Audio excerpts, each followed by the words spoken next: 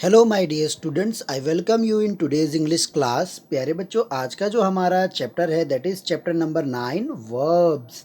आज हम वर्ब्स के बारे में पढ़ेंगे। तो वर्ब क्या होता है बेसिकली? तो वर्ब जो होता है, यस, ये एक्शन वर्ड होते हैं जिनको हम वर्ब्स कहते हैं। तो यहाँ पे दिया गया है, a verb is a word which use with a subject to say what someone something does और व्हाट हैपन टू देम और to give information about them.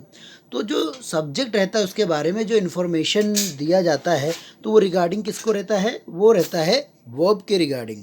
यानी कि वर्ब हमें बताते हैं कि सब्जेक्ट जो है वो क्या कर रहा है। आप यहाँ पे देख सकते हैं कि the verbs classified into 3 type. One is action verb, denote being, show belongingness, possession. तो वर्ब भी जो हैं वो 3 तरीके में डिवाइड क्लासीफाई हैं। अभी हम इस क्लास में इतना ही पढ़ेंगे। आगे के क्लास में जाएंगे तो और भी टाइप्स के वर्ब आपको पढ़ाए जाएंगे। यस, तो 3 टाइप में सबसे पहले यहाँ पे आपको बताया गया है एक्शन वर्ब। यस, क्या बताया गया है?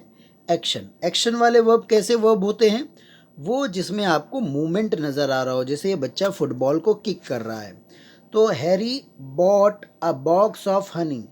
तो बॉट का मतलब क्या होता है? यस, तो जो ब्रॉट होता है उसका हो जाता है बॉट। यस, ओके, तो वो लाया। फिर Ajay kicked the football. Ajay ने किसको किक मारा? फुटबॉल को। तो kicked, ED. Aastha baked a cake. Aastha ने क्या पकाया? केक बनाया। ऐसे ही आप देख सकते हैं कि यहाँ पर डू, डज और डिड का भी प्रयोग किया गया है। तो डू, डज, डिड का प्रयोग किए जाने पर यहाँ पे आपको बताया गया है कि एक तो याद रखना है कि डिड हमेशा पास्ट टेंस में आता है, और जबकि डू और डज जो है प्रेजेंट में आता है।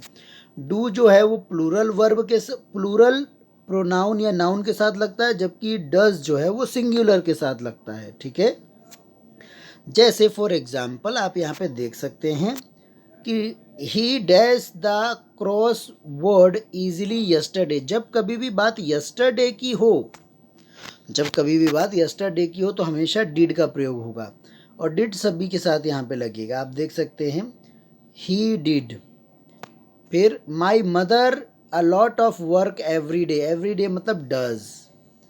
We dash the shopping on Sunday. तो हमने क्या किया था संडे को? शॉपिंग। तो पास्ट है इसीलिए डिड। ऐसे हम डिड का प्रयोग करेंगे यहाँ पे।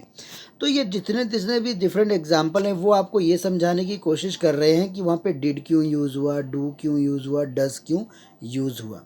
ऐसे ही प्यारे बच्चों और भी हेल्पिंग वर्ब हैं, जैसे कि यहाँ पे इज़, आर और वाज, वर।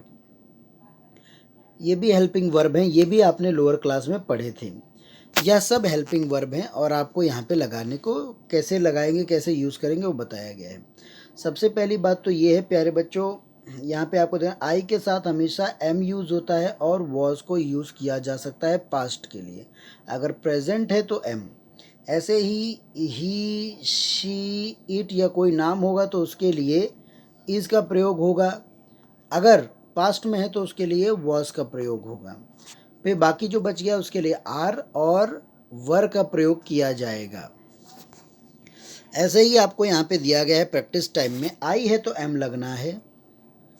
यस, और तीनों में से एक, I am, the game is, children are, children plural इसलिए आर, यू प्लूरल इसलिए आर, द बॉयज प्लूरल इसलिए are, my mother is singular इसलिए इज। ऐसे फिर ऐसे ही आप देखेंगे यहाँ पे और एक हेल्पिंग वर्ब बताया गया, हैज़, हैव एंड हैड। बच्चों, जब कोई चीज़ किसी के लिए हो तो उसको हम हैज़, हैव में क्लासीफाई करते हैं। जैसे मेरे पास पेंसिल है, मेरे पास पेंसिल थी, ऐसे।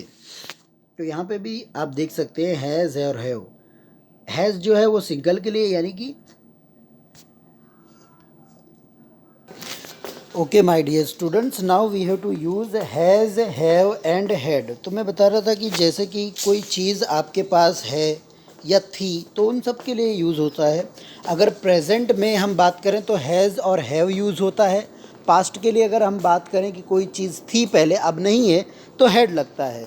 चाहे जो भी हेल्पिंग वर्ब हो सब में हैड लगता है पास्ट के लिए। लेकिन फ्यूचर, अगर हम प्रेजेंट के बारे में बात करें तो सिर्फ जो सिंगुलर प्रोनाउन या नाउन होते हैं जैसे कि it, Ram Shyam, he, she, इनमें हैज़ लगता है।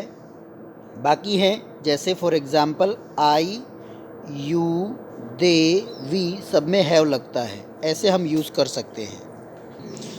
तो आप देख सकते हैं प्यारे बच्चों यहाँ पर यस इट इज़ गिवन कि we can use where we can use have, has and had. For example यहाँ पे आपको दिया गया है you have, Fred usually have, they had, I have, they had a lots of, she has an answer, Mr. Bean had a cold। तो आप देख सकते हैं कि यहाँ पर आपको बताया गया है कि कैसे आप यहाँ पे यूज़ कर सकते हैं।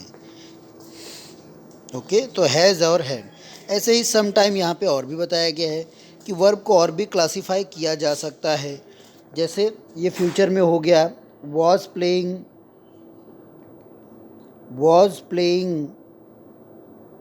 will be playing, will be going। तो will be जो है फ्यूचर का टेंस है। ऐसे ही हमें यहाँ पे भी बताया गया है कि टिक करिए वो सेंटेंस जो राइट है, यस, और क्रॉस करिए जो रॉन्ग है। तो आपको यहाँ पे राइट और रॉन्ग सेंटेंस दिए हुए हैं, और वो राइट और रॉन्ग इसलिए हैं क्योंकि जो सही सेंटेंस हैं उनमें सही वर्ब का प्रयोग किया गया है, और जो रॉन्ग सेंटेंस हैं उनमें गलत वर्ब लगे हैं इसलिए। यस, ऐसे ही आपको यहाँ पर भी दिया गया है प्यारे बच्चों। Okay dear students, now here we have to find out the underline word whether it is right और wrong. So here a cat is there, तो here we have to use instead of have we have to use have. Yes, have की जगह आपको has use करना है, sorry.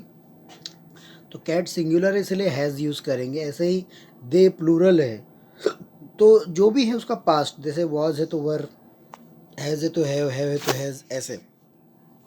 और इनको फिर सेंटेंस को हमें फिर से लिखना है। ऐसे ही यहाँ पर हमें इसको देखकर यस कुछ एक पिक्चर डिस्क्रिप्शन लिखना है। ओके।